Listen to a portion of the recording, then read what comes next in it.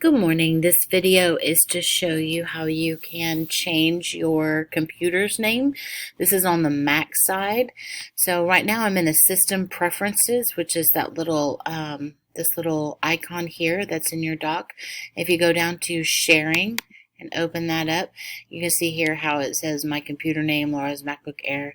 It says if I want to change that, I'm going to click on the Edit button and I can change that however I want it to say.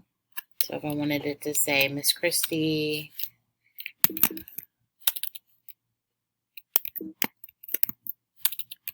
does not let me put spaces in there, so I'm going to use the dash. And if I click OK, it says computers on your local network can access your computer at Laura's MacBook Air, which is a little bit different from what it says there. So hopefully that may change it. Let me close out of here and then open it back up again and see if that makes any difference at all.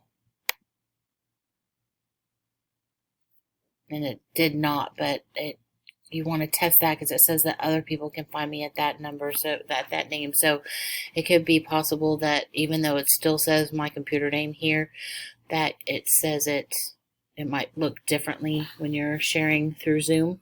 So give that a try and let me know. Thanks.